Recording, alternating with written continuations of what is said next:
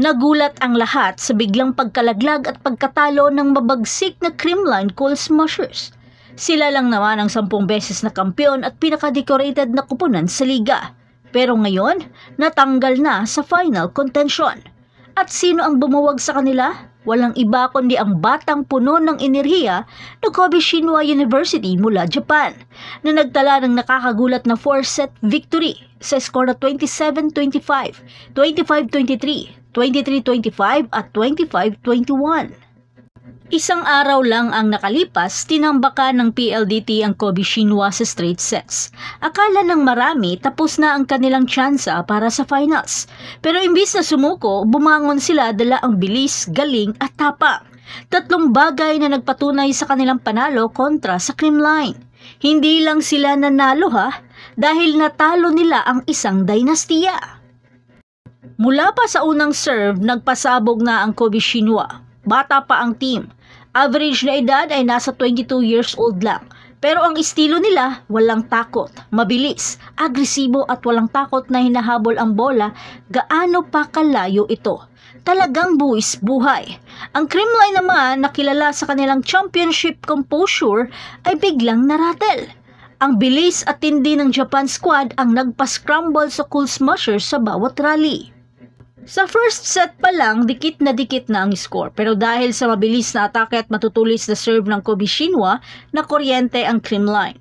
Kaya sa huli, sa score na 27-25, nakuha ng Japanese ang unang set. Sa second set, ganun ulit ang kwento. Laban ng laban ang Creamline. Pero tuwing may momentum sila, may sagot agad ang Kobe Shinwa. Nahabol nila ang kalamangan ng Creamline. Talagang nakakamangha. Nagulat pa ang batang si Yasuma dahil naitawid niya ang huling puntos upang maipanalo ang second set. Kaya sa dulo, sa score na 25-23, biglang 2 sets na ang lamang ng Japanese laban sa 10 times champion. Pero syempre hindi basta sumusuko ang mga kampiyon. Sa third set, ipinakita ng Creamline ang puso nila, kaya napagdesisyonan ni Coach Sherwin na bumalasa at gumawa ng matapang na hakbang at ipinasok ang veteranong si Pau Soriano. At hindi naman siya binigo nito at nagbigay ng quality time. Nagbigay siya ng 2 crucial blocks na nagpasiklab muli sa Coal Smashers. At para tapusin, nagbigay naman ng malulupit na opensa si Gemma Galanza.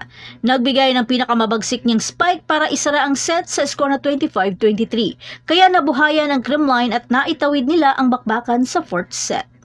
Pero pagdating ng 4th set, hindi nagpa-apekto ang Kobe Shinwa. Agad silang umurangkada sa 8-4 lead at lumobo pa ito sa 17-12. Pero muling kumapit ang Creamline at si Galanza na naman ang nagpasiklab. Binaba ang lamang sa 1 puntos sa score na 21-22, kaya nag-ingay ang buong crowd at ramdam na ramdam ang momentum shift. Pero doon pumasok ang composure ng mga batang Hapon. Nagwagi si Nagisa Komatsuda sa isang crucial block touch challenge na pumigil sa rally at si Arisu Ishikawa ang sumelyo ng panalo sa isang malinis na through the block kill sa score na 25-21.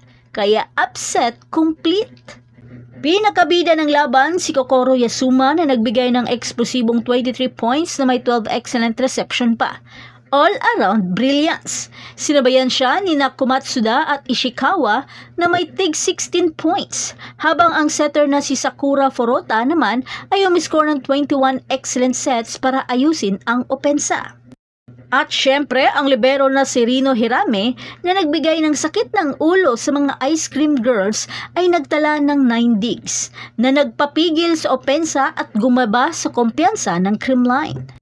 Sa panig naman ng Creamline, nagpasabog ng tig 20 points sina Gemma Galanza at Pangs Panaga. Si Alaysa Valdez ay may 9 na puntos. Si Michelle Gumabaw naman ay may 8, habang si Kyla Atienza naman pilit buhayin ang depensa. Pinakaumangat naman sa grupo si Galanza at Panaga, mula sa opensa hanggang depensa. Pero kahit sa lahat ng kanyang effort, hindi ito naging sapat. At nagsalita na ang numero. Outgun ng Kobe Shinwa ang Creamline sa attacks na may 69-56 at mas lamang din sila sa service aces. 5 sa Kobe Shinwa at 2 lamang sa Creamline. Oo, nanalo ang Creamline sa blocking battle na may 13 blocks at 3 lang sa Kobe Shinwa. Pero hindi nito napigilan ang walang humpay na opensa ng Japanese squad.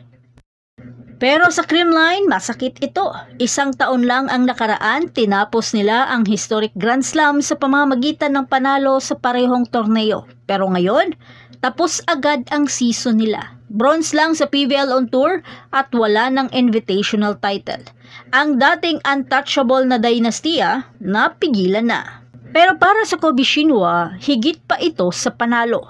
Isa itong pahayag kontra sa mga alamat ng PVL.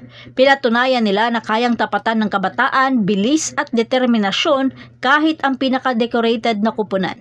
Sa record na may 2 panalo at 1 talo, haharapin nila ang Cheritigo sa isang do or die para sa huling final ticket. At baka muling makaharap ang PLDT, ang tanging team na nakapigil sa kanila. Tapos na ang kampanya ng Cool Smashers. Buhay pa ang Kobe Shinwa, kaya mas naging kapanapanabik ang PVL Invitational. Dadalhin ba ng fearless Japanese squad ang momentum na ito hanggang sa kampyonato? O haharangin sila ng Cheritigo at baka ng PLDT? Pero isang bagay lang ang sigurado, mas lalo pang uminit ang daan papuntang finals. Happy birthday! Birthday chicken. Lori! Nasira! Lori ka lang, Lori! Full force na ako! Baba ako! Nahihina ako! 1, 2, 3, go! Ayun ka nila! Ayun ka masyado! Angat pa natin! Tataob siya! Yan! Okay ka na, no? Welcome! Ay, nagpaan! Sige, te. Hop, dada lang. Dada lang nagsagasana. Yan! Relax ka lang. Relax ka lang. Relax ka sa ating mga na-defense. Relax. Sorry, ha? Pakita mo din, nagtaka pa para mas control pa na. Paano? Mag-drive. Bawat nakapaan. Expert. Kabol. Isang kapanan na ito.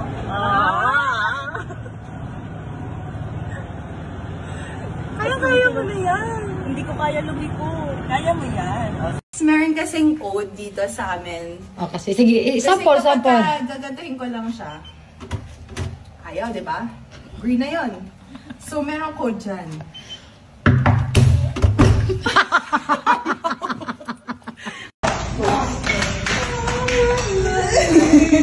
Tapos ka,